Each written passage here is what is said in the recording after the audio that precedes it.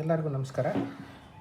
ನಾನೀಗಾಗಲೇ ಹಲವಾರು ಕ್ಲಾಸ್ಗಳಲ್ಲಿ ನಿಮಗೆ vernier caliper ಅಂದ್ರೇನು, ಯಾವ ರೀತಿ ಕನ್ಸ್ಟ್ರಕ್ಷನ್ ಆಗಿರುತ್ತೆ, ಪಾರ್ಟ್ಸ್ಗಳು ಯಾವುದಿರುತ್ತೆ ಮತ್ತು ಅವುಗಳ ವರ್ಕಿಂಗ್ ಪ್ರಿನ್ಸಿಪಲ್ಲು ಜೊತೆಗೆ ಲೀಸ್ಟ್ ಕೌಂಟ್ ಕಂಡುಹಿಡಿಯೋದು ಯಾವ ರೀತಿ ಅಂತ ಹೇಳ್ಬಿಟ್ಟು ನಾನು ನಿಮಗೆ ತಿಳಿಸ್ಕೊಟ್ಟಿದ್ದೀನಿ.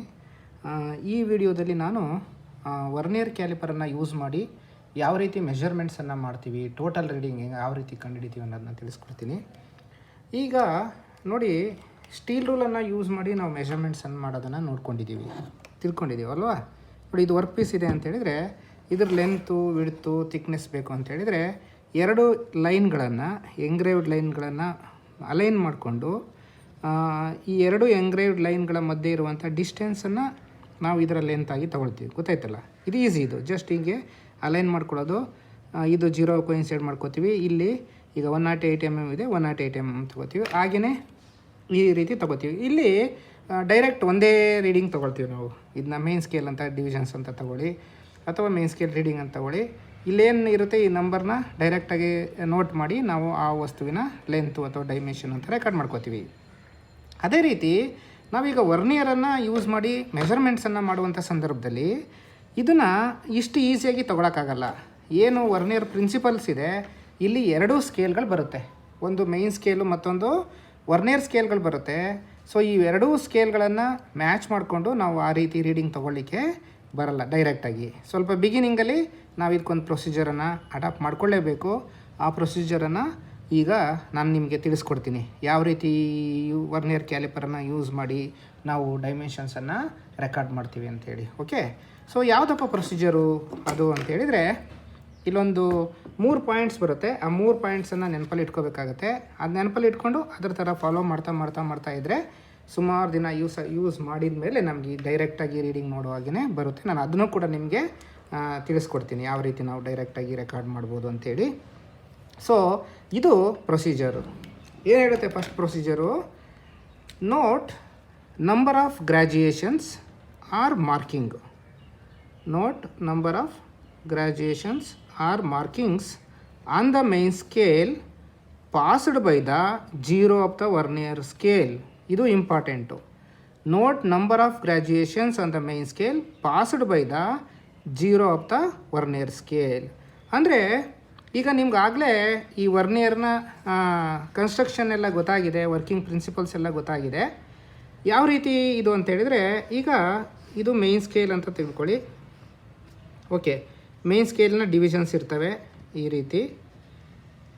ಓಕೆ, ಇದು ಮೇನ್ ಸ್ಕೇಲ್ ಡಿವಿಷನ್ಸ್ ಆಗುತ್ತೆ, ಹಿಂಗಿನ್ನು ಕಂಟಿನ್ಯೂ ಆಗುತ್ತೆ. ಈಗ ನಾನಿಲ್ಲಿ ರೀಡಿಂಗ್ಗಳನ್ನು ನೋಡ್ಕೋಬೇಕು. ಈಗ ವರ್ನಿಯರ್ ಸ್ಕೇಲನ್ನು ಯೂಸ್ ಮಾಡಿ ಒಂದು ಟೋಟಲ್ ರೀಡಿಂಗನ್ನು ಕಂಡುಹಿಡಿತಾ ಇದ್ದೀನಿ ತಿಳ್ಕೊಳ್ಳಿ. ಈ ಪ್ರೊಸೀಜರ್ ಪ್ರಕಾರ ಏನು ಹೇಳುತ್ತೆ, ಇಲ್ಲಿ ಮೊದಲನೇದು note number of graduations on the main scale passed by the 0 of vernier scale. Vernier scale 0 ಅಂದರೆ ಇದು. ಸೊ ಇಲ್ಲಿ ನಮಗೆ ಇಲ್ಲಿ ಗ್ರ್ಯಾಜುಯೇಷನ್ಸ್ ಇರುತ್ತೆ ವರ್ನಿಯರ್ದು. ಓಕೆ, ಸೊ ಈ ರೀತಿ ಗ್ರ್ಯಾಜುಯೇಷನ್ಸ್ ಇರುತ್ತೆ. ಈ ಗ್ರ್ಯಾಜುಯೇಷನ್ಸಲ್ಲಿ ಇದೇ ರೀತಿ 50ರವರೆಗೂ, ಅಂದರೆ 0.02 ಅಕ್ಯುರೇಸಿ ಅಂತ ಹೇಳಿದ್ರೆ 50 ಡಿವಿಷನ್ಸ್ ಇರುತ್ತೆ. ಇಲ್ಲಿ note number of main scale division passed by the 0 of vernier scale. ಯಾಕೆಂದರೆ ಈಗ ನೋಡಿ, ಈ ವರ್ನಿಯರ್ ಕ್ಯಾಲಿಪರ್ ಏನಿದೆ, ಇದು ವರ್ನಿಯರ್ ಸ್ಕೇಲ್ ಏನಿದೆ, ಇದು ಮೇನ್ ಸ್ಕೇಲ್ ಮೇಲೆ ಮೂಮೆಂಟನ್ನು ಮಾಡುತ್ತೆ. ನೋಡಿ, ಮೂಮೆಂಟ್ ಮಾಡುತ್ತೆ. ಈಗ ನಾವು ಸೆಟ್ಟಿಂಗ್ ಮಾಡ್ಕೊಂಡಾಗ ಯಾವುದೋ ಒಂದು, ಈಗ ಫಸ್ಟ್ ಏನು ಮಾಡುತ್ತೆ, 0 ಅಂದರೆ ನಾವು ಈ ಥರ ಇಟ್ಕೊಂಡಿರ್ತೀವಿ, ಇದು ಯೂಸ್ ಆಗದಿದ್ದಾಗ ಈಗಿರುತ್ತೆ ಅಂತ ತಿಳ್ಕೊಳ್ಳಿ. ಈಗ ಯಾವುದೋ ಒಂದು ಡೈಮೆನ್ಷನನ್ನು ಚೆಕ್ ಮಾಡ್ತಾ ಇದ್ದೀವಿ ಅಂತೇಳಿದರೆ, ಯಾವುದೋ ಒಂದು ವರ್ಕ್ ಪೀಸಿನ ಲೆಂತನ್ನು ಚೆಕ್ ಮಾಡ್ತಾಯಿದ್ದೀವಿ, ಹಿಡ್ತನ್ನು ಚೆಕ್ ಮಾಡ್ತಾಯಿದ್ದೀವಿ ಅಂತೇಳಿದರೆ ಏನು, ಈ ವರ್ನಿಯರ್ 0 ಏನಿದೆ ಅದು ಮೇನ್ ಸ್ಕೇಲ್ ಮೇಲೆ ಮೂವ್ ಆಗ್ತಾ ಹೋಗುತ್ತೆ. ಹಿಂಗೆ ಲೆಂತು ಡಯಾಮೀಟರ್ ಇನ್ಕ್ರೀಸ್ ಆದಂಗೆ ಹಿಂಗೆ ಮೂವ್ ಆಗ್ತಾ ಹೋಗುತ್ತೆ. ಸೊ ಈಗ ಈ ಪ್ರೊಸೀಜರ್ ಪ್ರಕಾರ ಏನು ಹೇಳ್ತದೆ, note number of main scale divisions passed by the vernier 0. ಅಂದರೆ ಹಿಂಗಿದ್ರೆ ಏನಾಗುತ್ತೆ, ಇದು ಹಿಂಗೆ ಪಾಸ್ ಆಗ್ತಾ ಹೋಗುತ್ತೆ. ನೋಡಿ, 10 ಪಾಸ್ ಆಯಿತು, 20 ಪಾಸ್ ಆಯಿತು, 30 ಪಾಸ್ ಆಯಿತು. ಈ ಥರ ನಾವು ಮೆಷರ್ಮೆಂಟ್ ಮಾಡುವಾಗ ಸೆಟ್ಟಿಂಗ್ ಆಗುತ್ತಲ್ಲ, ಸೊ ಅಲ್ಲಿ ಈ note number of main scale division passed by the vernier 0, ಈ ವರ್ನಿಯರ್ 0 ಎಷ್ಟು ಡಿವಿಷನ್ಸನ್ನು ಪಾಸ್ ಆಗಿದೆ ಆ ಡಿವಿಷನ್. ಫಾರ್ ಎಕ್ಸಾಂಪಲ್, ಈ 0 ಇಲ್ಲಿದೆ, ಇದ್ರ ಪ್ರಕಾರ 39 ಪಾಸ್ ಆಗಿದೆ. ನಾವೇನು ಮಾಡಬೇಕು, ಇದ್ರ ಪ್ರಕಾರ 39ಅನ್ನು ತಗೋಬೇಕು. ಅದು first procedure. Note number of graduations on the main scale passed by the 0. ಅಂದರೆ ಇಲ್ಲಿ 0 ಇರುತ್ತೆ, ವರ್ನಿಯರ್ 0 ಇದೆ, ಇಲ್ಲೆಲ್ಲ ಡಿವಿಷನ್ಸ್ ಇರುತ್ತಲ್ಲ, ಇದು ಪಾಸ್ ಆದಮೇಲೆ ಈ ವರ್ನಿಯರ್ ಜೀರೋನ ಇಮ್ಮಿಡಿಯೇಟಾಗಿ ಲೆಫ್ಟ್ ಇರುವಂಥ ನಂಬರನ್ನು ನಾವು ಇಲ್ಲಿ ತೊಗೋಬೇಕಾಗುತ್ತೆ. ಇದನ್ನು ನಾವು ಮೇನ್ ಸ್ಕೇಲ್ ರೀಡಿಂಗ್ ಅಂತ ಹೇಳಿ ಗುರ್ತು ಮಾಡ್ಕೊಳ್ಳೋಣ. ಈ ರೀಡಿಂಗ್ ಏನು ಬರುತ್ತೆ ಅದೆಲ್ಲದೂ ಕೂಡ ಫುಲ್ MM ಡಿವಿಷನ್ಸ್ ಇರುತ್ತೆ. ವರ್ನಿಯರ್ ಜೀರೋ ಪಾಸ್ ಆಗಿರುವಂಥ ಮೇನ್ ಸ್ಕೇಲ್ ಡಿವಿಷನ್ ಎಲ್ಲದೂ ಕೂಡ ಯಾವ ಥರ ಇರುತ್ತೆ, ಫುಲ್ MM ಅಲ್ಲಿ ಸಿಗುತ್ತೆ ನಮಗೆ. ನೆಕ್ಸ್ಟ್ ಅದಾಯಿತು. ನೆಕ್ಸ್ಟ್ ಎರಡನೇದು ಏನು ಹೇಳುತ್ತೆ, note which of the vernier division coincide with the any one line on the main scale. ಅಂದರೆ ಈಗ 0.02 ಅಕ್ಯುರೇಸಿ ಇದೆ ಅಂತೇಳಿದರೆ ಇಲ್ಲಿ ವರ್ನಿಯರ್ ಸ್ಕೇಲ್ದು ಎಷ್ಟಪ್ಪ ಡಿವಿಷನ್ಸ್ ಇರುತ್ತೆ, 50 ಡಿವಿಷನ್ಸ್ ಇರುತ್ತೆ, 50 ಡಿವಿಷನ್ಸ್ ಇರುತ್ತೆ. ಇಲ್ಲಿ 0 ಪ್ರಾರಂಭ ಆಯಿತು ಅಂದರೆ 1 2 3 4 ಆ ಥರ 50ವರೆಗೂ ಇರುತ್ತೆ. ಈ ವರ್ನಿಯರ್ನ 50 ಡಿವಿಷನ್ಸಲ್ಲಿ ಯಾವುದಾರ ಒಂದು ಮೇನ್ ಸ್ಕೇಲ್ ಜೊತೆ ಕೋಯಿನ್ಸೈಡ್ ಆಗಿರುತ್ತೆ. ಯಾವುದಾದ್ರೂ ಒಂದು ಮೇನ್ ಸ್ಕೇಲ್ನ ಯಾವ ಡಿವಿಷನ್ ಬೇಕಾದ್ರೂ ಆಗ್ಬೋದು. ಫಾರ್ ಎಕ್ಸಾಂಪಲ್ ಈಗ ಈ ವರ್ನಿಯರಿನ 10ನೇ ಡಿವಿಷನ್ಸ್, ಓಕೆ. ಸೊ ಇದು 1 ಅಂದರೆ 5 ಡಿವಿಷನ್ಸ್ ಆಯಿತು, 11 12 13 14 15. ಇದು ಎರಡು ಅಂತ ಇರುತ್ತೆ. ವರ್ನಿಯರ್ಸ್ ಮೇಲೆ 10 ಬದಲು 2 ಅಂತ ಬರೀತಾರೆ. ಸೊ ಈಗ ಇದು ಈ ವರ್ನಿಯರ್ ಇದ್ರ ಜೊತೆ ಕೋಯಿನ್ಸೈಡ್ ಆಗಿದೆ ಅಂತ ತಿಳ್ಕೊಳ್ಳಿ. ಸೊ ಈಗ ನಾವು ಈ ವರ್ನಿಯರಿನ 50ನೇ ಯಾವ ಡಿವಿಷನ್ ಕೋಯಿನ್ಸೈಡ್ ಆಗಿದೆ ಮೇನ್ ಸ್ಕೇಲ್ ಜೊತೆ ಅಂತ ತೊಗೋಬೇಕು. ಮೇನ್ ಸ್ಕೇಲ್ ಯಾವ್ದಾರು ಆಗ್ಬೋದು, ಬಟ್ ವರ್ನಿಯರ್ದು ಯಾವ ಡಿವಿಷನ್ ಕೋಯಿನ್ಸೈಡ್ ಆಗಿದೆ ಅದು ನಮಗೆ ಲೆಕ್ಕ, ಅದು ಹೇಳ್ತಾ ಇದೆ. Note which of the verniers scale division coincide with the any one line on the main scale. 50ರಲ್ಲಿ ಯಾವುದು ಕೋಯಿನ್ಸೈಡ್ ಆಗಿದೆ ಅದನ್ನು ತಗೊಳ್ಳಿ, ಎನಿ ಒನ್ ಲೈನ್. ನಾನೀಗ ಇದು 10ನೇ ಡಿವಿಷನ್ಸ್ ಕೋಯಿನ್ಸೈಡ್ ಆಗಿದೆ, ನಾನಾಗಿ ಏನು ಮಾಡ್ತೀನಿ, ವರ್ನಿಯರ್ ಸ್ಕೇಲ್ ಡಿವಿಷನನ್ನು CVD ಅಂತ ತಗೋತೀನಿ. ಅದೆಷ್ಟಾಗುತ್ತೆ, 10 ಆಗುತ್ತೆ. ಅದು note which of the vernier division coincide with the main scale division. So ಇಲ್ಲಿ ನಾವು ನೋಡ್ಕೋಬೇಕು 50ರಲ್ಲಿ ಯಾವ್ದು ಕೋಯಿನ್ಸೈಡ್ ಆಗಿದೆ ಅಂತ. ಈ ಎಕ್ಸಾಂಪಲ್ ಪ್ರಕಾರ ಈ 10ನೇ ಡಿವಿಷನ್ ಆಗಿದೆ. ಸೊ ಹಾಗಾಗಿ ನಾನು CVDನ 10 ಅಂತ ತಗೋತೀನಿ, ಕೋಯಿನ್ಸೈಡಿಂಗ್ ವರ್ನಿಯರ್ ಡಿವಿಷನ್ ಅಂತ ತಗೋತೀನಿ ನಾನು ಅದನ್ನ.